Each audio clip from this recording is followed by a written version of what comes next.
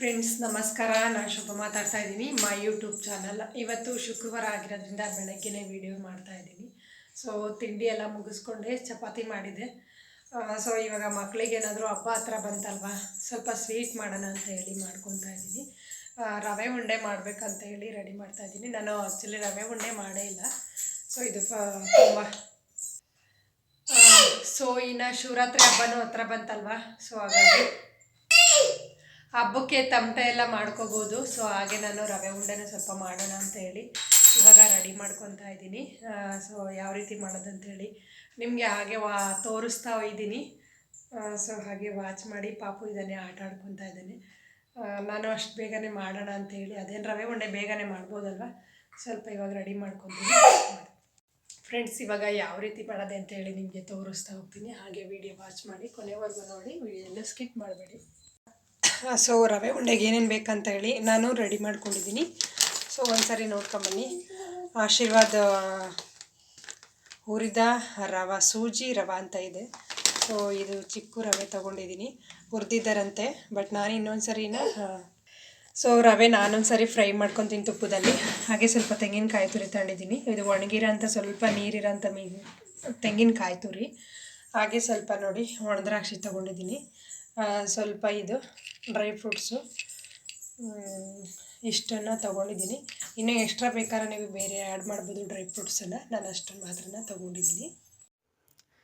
Friends, ಇವಾಗ stove ಮೇಲೆ ಒಂದು ಪಾತ್ರೆ ಇಟ್ಕೊಂಡಿದ್ದೀನಿ. ಅದಕ್ಕೆ ಸ್ವಲ್ಪ ತುಪ್ಪ ಹಾಕ್ಕೊತಾ ಇದ್ದೀನಿ. 1-2 ಸ್ಪೂನಷ್ಟು ಹಾಕ್ಕೊತೀನಿ.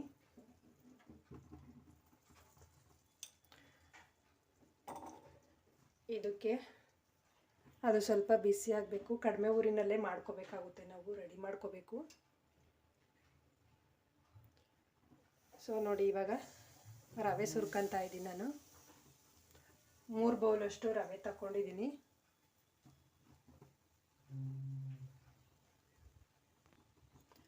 ನೋಡಿ, ಆ ರವೆ ಇದರಲ್ಲಿ ಚೆನ್ನಾಗಿ ಈ ರೀತಿ ಫ್ರೈ ಮಾಡ್ಕೊತಿದ್ದೀನಿ.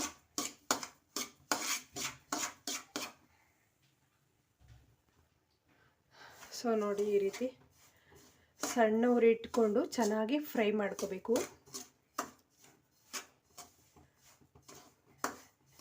ಈ ತುಪ್ಪ ಹಾಕಿರೋದಕ್ಕೂ ಅದಕ್ಕೂ ತುಂಬಾ ಚೆನ್ನಾಗಿ ಸ್ಮೆಲ್ ಬರ್ತಾ ಇದೆ.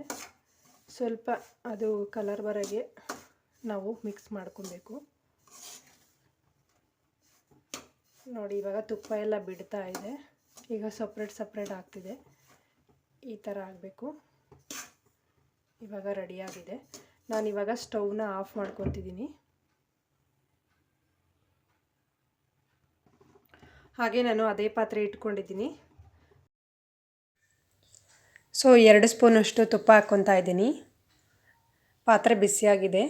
ಸೊ ನೋಡಿ, ಸ್ಟವ್ನ ಆನ್ ಮಾಡಿಕೊಂಡು 2 ಸ್ಪೂನು ತುಪ್ಪನ ಆ್ಯಡ್ ಮಾಡ್ತಿದ್ದೀನಿ.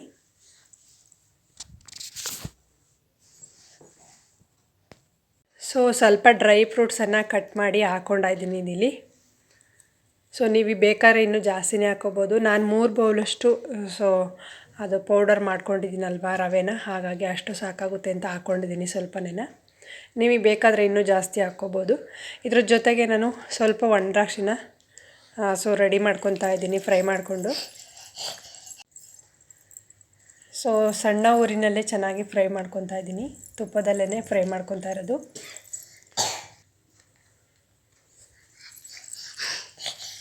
ಇವಾಗ ರೆಡಿಯಾಗಿದೆ. ನಾನೊಂದು ಬೌಲಿಗೆ ಸರ್ವ್ ಮಾಡ್ಕೊತಾ ಇದ್ದೀನಿ. ಸ್ವಲ್ಪ ಕೆಂಪುಗಾಗೋವರೆಗೂ ಅದು ಹುರ್ಕೋಬೇಕಾಗುತ್ತೆ. ಸೊ ಇದ್ರ ಜೊತೆಗೆ ನಾನು ಸ್ವಲ್ಪ ಕಾಯಿ ತುರಿನ ರೆಡಿ ಮಾಡ್ಕೊಂಡಿದ್ದೀನಿ. ಸೊ ಅದು ಕೊಬ್ಬರಿ ಆಗಿರ್ಬೋದು, ಸ್ವಲ್ಪ ನೀರಿರೋಂಥ ಕಾಯಾಗಿರ್ಬೋದು, ಅದನ್ನು ಸ್ವಲ್ಪ ಚೆನ್ನಾಗಿ ಎಣ್ಣೆಲಿ ಫ್ರೈ ಮಾಡ್ಕೊತೀನಿ, ತುಪ್ಪದಲ್ಲಿ. ಯಾಕಂದರೆ ಸೊ ನಾನು ರವೆಗೆ ಎಷ್ಟು ಬೇಕಾಗುತ್ತೋ ಅದು ನೋಡಿಕೊಂಡು ಇವಾಗ ಕಾಯಿ ತುರಿನ ರೆಡಿ ಮಾಡ್ಕೊಂಡಿದ್ದೀನಿ. ಅದನ್ನು ಸೇರಿಸ್ಕೊಂಡಿದ್ದೀನಿ. ಇವಾಗ ಸ್ವಲ್ಪ ಬಿಸಿ ಮಾಡ್ಕೊತೀನಿ ಕಡಿಮೆ ಊರಿನಲ್ಲೇ. ಸೊ ಇದನ್ನು ಇವಾಗ ಬೇರೆ ಪಾತ್ರೆಗೆ ಹಾಕ್ಕೊಂಡು ನಾನು ಸ್ವಲ್ಪ ರವೆನೆಲ್ಲನ ರೆಡಿ ಮಾಡ್ಕೊಂಡಿದ್ದೀನಲ್ವ, ಅದು ತಣ್ಣಗಾಗೋವರೆಗೂ ಬಿಟ್ಟಿದ್ದೀನಿ.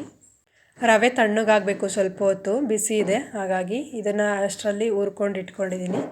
ಇವಾಗ ರವೆ ಜೊತೆಗೆ 3 ಬೌಲಷ್ಟು ನಾನು ತೊಗೊಂಡಿರೋದು ರವೆನ ಅದೇ ಬೌಲಲ್ಲಿ 3 ಬೌಲು ಸಕ್ಕರೆ ಹಾಕ್ಕೊತಾ ಇದ್ದೀನಿ. ಸೊ ಇದೆಲ್ಲ ಚೆನ್ನಾಗಿ ಮಿಕ್ಸ್ ಮಾಡ್ಕೋಬೇಕು. ಅದಾದಮೇಲೆ ನಾನು ಮಿಕ್ಸಿ ಜಾರ್ಗೆ ಹಾಕ್ಕೊಂಡು ಏನು ನಾವು ಸಕ್ಕರೆ ಹಾಕಿದ್ದೀವಲ್ವ ಅದು ಸ್ವಲ್ಪ ಮಿಕ್ಸ್ ಆಗಬೇಕು, ಹಾಗಾಗಿ ನುಣ್ಣಗೆ ಬರಬೇಕು ಅಂತ ಹೇಳಿ ನಾನು ಒಂದು ಗ್ರೈಂಡ್ ಮಾಡ್ಕೊತಾ ಇದ್ದೀನಿ. ಒಂದೇ ಒಂದು ಸುತ್ತು ತಿರುಗಿಸ್ಕೋಬೇಕು ಅಷ್ಟೇ. ಸೊ ಅದಕ್ಕಾಗಿ ಇವಾಗ ರೆಡಿ ಮಾಡ್ಕೊತಾ ಇದ್ದೀನಿ. ಹಾಗೆ ಹಾಕಿದರೆ ಸಕ್ಕರೆ ಕರಗೋದಿಲ್ಲ. ಸೊ ಈ ರೀತಿ ಮಿಕ್ಸಿ ಜಾರಲ್ಲಿ ಹಾಕಿದ್ರೆ ತುಂಬ ಚೆನ್ನಾಗಿ ಬರುತ್ತೆ ಅಂತೇಳಿ ಈ ಥರ ಮಾಡ್ತಾಯಿರೋದು. ಸೊ ರವೆ ಕೂಡ ಸ್ವಲ್ಪ ದಪ್ಪ ಇದ್ದರೆ ಸಣ್ಣ ಆಗುತ್ತೆ, ಉಂಡೆ ಚೆನ್ನಾಗಿ ಬರುತ್ತೆ ಅಂತೇಳಿ ನೀವು ಕೂಡ ಟ್ರೈ ಮಾಡಿ ಮನೆಯಲ್ಲಿ. ಸೊ ನೋಡಿ ಇವಾಗ ರೆಡಿಯಾಗಿದೆ. ನಾನು ಗ್ರೈಂಡ್ ಮಾಡ್ಕೊಂಬಂದಿದ್ದೀನಿ. ಜಾಸ್ತಿ ನುಣ್ಣಗೆ ರುಬ್ಬಾರ್ದು, ಸ್ವಲ್ಪ ಒಂದೇ ಒಂದು ಸುತ್ತು ರುಬ್ಬಿದರೆ ಸಾಕಾಗುತ್ತೆ. ಇವಾಗ ಎಲ್ಲ ರೆಡಿಯಾಗಿದೆ ಅಲ್ವಾ, ಇದಕ್ಕೆ ಡ್ರೈ ಫ್ರೂಟ್ಸನ್ನು ಸೇರಿಸ್ತಾ ಇದ್ದೀನಿ.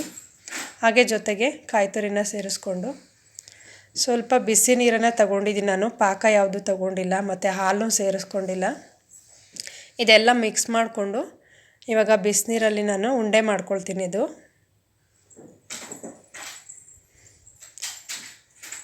ಸೊ ನೋಡಿ ಎಲ್ಲ ಕಾಯಿ ತುರಿ ಎಲ್ಲ ಒಂದೇ ಕಡೆ ಇರುತ್ತಲ್ವ, ಎಲ್ಲ ಕಡೆನೂ ಮಿಕ್ಸ್ ಆಗಿದೆ. ನೋಡಿ ಸ್ವಲ್ಪನೇ ನೀರು ಹಾಕ್ಕೊತಾ ಇದ್ದೀನಿ. 1-2 ಸ್ಪೂನಷ್ಟು ಆದರೆ ಸಾಕಾಗುತ್ತೆ. ಕೈಯಲ್ಲಿ ನೋಡ್ಕೊಂಡು ಕಲಿಸ್ಕೋಬೇಕಾಗುತ್ತೆ.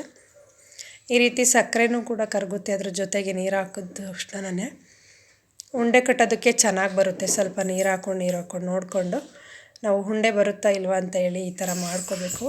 ಚೆನ್ನಾಗಿ ಕೈಯಲ್ಲಿ ಪ್ರೆಸ್ ಮಾಡಿದ್ರೆ ಸ್ವಲ್ಪ ಅದು ರವೆ ಎಲ್ಲ ಗಟ್ಟಿ ಇರೋದೆಲ್ಲ ಈ ರೀತಿ ಜೊತೆ ಸೇರಿಕೊಂಡು ಉಂಡೆ ಚೆನ್ನಾಗಿ ಕಟ್ಟೋದಕ್ಕೆ ಬರುತ್ತೆ. ನೋಡಿ ಇವಾಗ ರೆಡಿಯಾಗಿದೆ. ನಾವು ಉಂಡೆ ಬರೋ ಥರ ಆಗುತ್ತಾ ಅಂತ ಹೇಳಿ ಚೆಕ್ ಮಾಡ್ಕೊತಾ ಇದ್ದೀನಿ. ಹಾಗೆಯೇ ಬರ್ತಾಯಿದೆ. ಇವಾಗ ಸ್ವಲ್ಪ ನೀರು ಹಾಕ್ಕೊಂಡು ರೆಡಿ ಮಾಡಿಕೊಂಡೆ. ಬೇರೆ ಯಾವುದು ನಾನು ಪಾಕ ತೆಗ್ದಿಲ್ಲ. ಸೊ ಇಷ್ಟನ್ನು ಮಾತ್ರ ಸೇರಿಸಿದ್ದೀನಿ. ತುಂಬ ಚೆನ್ನಾಗಿ ಬಂತು. ನೀವು ಕೂಡ ಟ್ರೈ ಮಾಡಿ. ಓಕೆ ಫ್ರೆಂಡ್ಸ್, ಈ ವಿಡಿಯೋ ಇಲ್ಲಿಗೆ ಎಂಡ್ ಮಾಡ್ತಾಯಿದ್ದೀನಿ. ಸೊ ವಿಡಿಯೋ ಇಷ್ಟ ಆದರೆ ಲೈಕ್ ಮಾಡಿ, ಕಮೆಂಟ್ ಮಾಡಿ. ಹೊಸ್ದಾಗೆ ನೋಡ್ತಾ ಇರೋರು ಚಾನಲ್ನ ಸಬ್ಸ್ಕ್ರೈಬ್ ಮಾಡ್ಕೊಳ್ಳಿ. ಮತ್ತು ಇನ್ನೊಂದು ವಿಡಿಯೋದೊಂದಿಗೆ ಸಿಗ್ತೀನಿ ಫ್ರೆಂಡ್ಸ್. ಅಲ್ಲಿವರೆಗೂ ಬಾಯ್. ವಾಚ್ ಮಾಡಿದ್ದಕ್ಕಾಗಿ thank you very much. Bye.